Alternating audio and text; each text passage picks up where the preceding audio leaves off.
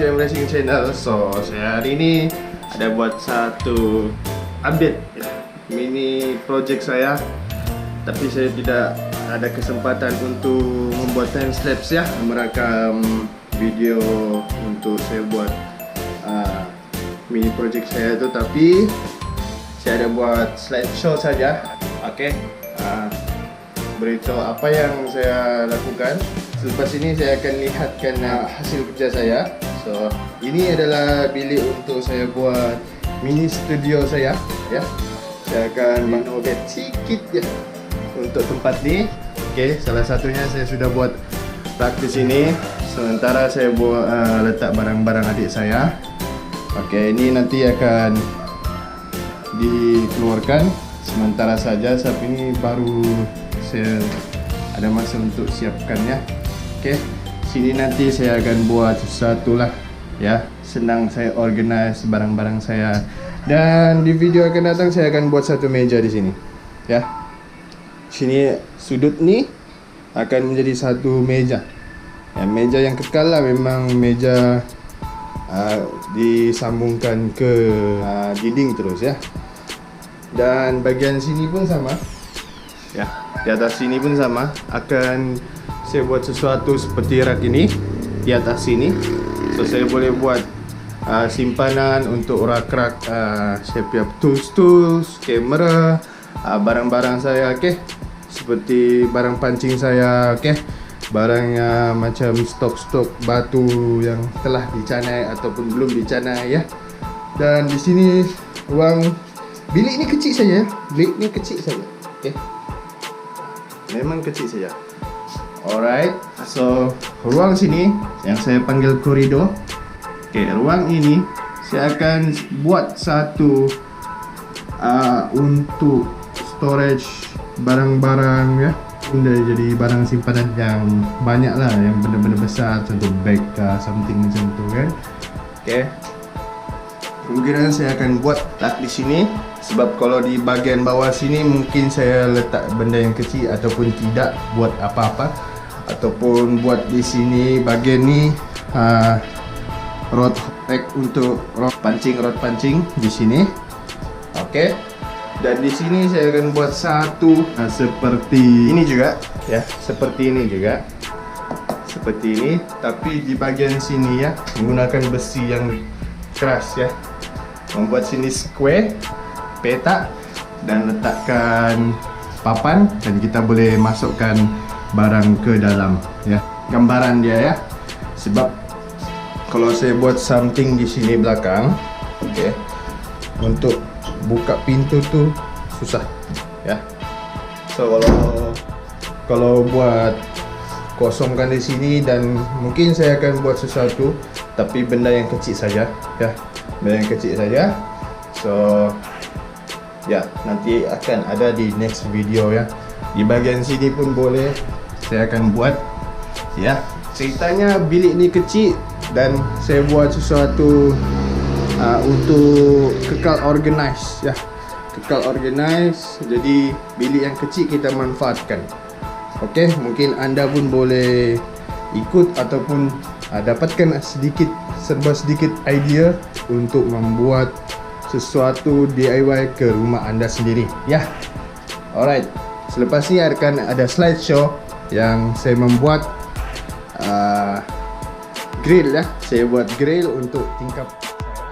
Okey, ya pertama kita potong ya. Kita potong besi itu mengikut ukuran yang telah diikut, iaitu ukuran tingkap ya. Kemudian kita welding menjadi petak, iaitu frame yang pertama, frame yang di luar untuk kita lekatkan di dinding. Ketiga, okey, ini saya buat frame yang di dalam, iaitu frame yang pintu laluan kecemasan ya. Ini frame yang di dalam. Okey, sekarang kita letakkan encel di tepi dan letakkan bar untuk menjadikan ia jadi grill. Okey, dan inilah yang sudah siap tapi belum di spray lagi. So lepas ni saya akan tunjukkan hasilnya yang telah siap. Okey, inilah grill yang saya buat ya, mini project saya. Okey, grill ini tidaklah terlalu cantik. Welding saya pun tidaklah terlalu hebat. Saya pun kurang mahir dalam bidang welding. Okey, saya pun mencuba untuk merendahkan kos, ya, untuk merendahkan kos kita, tidak mengupah orang lain untuk membuatkan grill untuk rumah kita. Okey, itu adalah salah satu alternatif untuk rendahkan kos, ya. Barang ada, okey, barang ada, tools ada, dan untuk dapatkan besi ni, kalau mahu murah, okey, dapatkan yang harga murah, anda boleh pergi ke Besi Buruk, ya. Besi Buruk untuk membeli besi-besi yang terpakai ataupun besi-besi reject. Ini saya nampak ni adalah besi reject, ya. Ada memang ada kerosakan sedikit dari segi telah dipotong, bengkok sedikit, tapi saya tidak kisah juga disebabkan ini satu batang tidak sampai 20 kaki, 18 kaki saja. Okey, 18 kaki saja, harganya dalam RM22. Okey, besi yang tebal, tebal saya rasa lebih 3 mm ketebalan square tube ni. Okey, tapi kalau kita beli di hardware yang baru, okey, yang bersinar lagi dan berkarat-karat juga, okey, harga dia boleh sampai ke 60 lebih ringgit ataupun 70 lebih ringgit. Ada setengah kedai saya nampak harga dalam 120 lebih sebatang, disebabkan ini adalah besi yang tebal. Okey, besi yang tebal, bukan besi yang nipis. Di langgar kereta pun saya rasa masih steady, kereta angkang. Okey, alright. So ini adalah grill yang saya telah buat. So saya beritahu ciri-cirinya, antaranya untuk mengelakkan, okey, rumah kita diceroboh. Okey, kedua, aspek keselamatan, pintu kecemasan. Okey, pintu kecemasan selain pintu di utama adalah tingkap, ya, adalah tingkap. Tapi jika kita buat grill, macam mana kita mau keluar? Jika buat grill itu grill yang mati, maksudnya memang di welding mati, tidak boleh dibuka, tidak boleh di apa-apa. So aspek keselamatan memang gagal. Okey, dan saya akan bagi satu perbandingan antara dua jenis, ya. Yang ini adalah pintu tingkap, grill tingkap yang boleh dibuka menjadi pintu kecemasan. Okey, tetapi antara dua jenis ni, yang welding mati dan boleh dibuka seperti ini, ada pintu kecemasan. Okey, kelebihan yang tidak ada pintu kecemasan, kamu menggunakan sedikit saja ataupun kurang menggunakan besi yang banyak, okey, untuk membuatkan frame grill ini, ya. Contoh, ini adalah frame utama dan ini ada frame pintu. Jika kamu buat grill yang mati saja, okey, kamu tidak perlu buat dua frame, tapi hanya sambungkan saja terus dan mati. Okey, dan ini saya buatkan pintu. Contoh, ini ada, saya letak sementara di sini kunci kecemasan. Okey, dan ini buka. Okey, kamu kena ingat, ya, kamu kena ada benda ni. Jangan pandang remeh dengan benda yang seperti ini, ya. Okey, ini adalah pintu kecemasan yang saya buat. Okey, ini adalah ciri-ciri aspek keselamatan untuk di rumah. Banyak yang saya lihat di luar sana, mereka buat grill dan mati. Maksud saya grill mati, bukan mati. Okey, grill yang di welding dan dipaku dan seperti itulah sampai ia berkarat. Okey, tidak boleh masuk, tidak boleh keluar. So ini saya buat yang berpintu menjadi pintu keselamatan ataupun emergency exit, pintu kecemasan untuk kita keluar.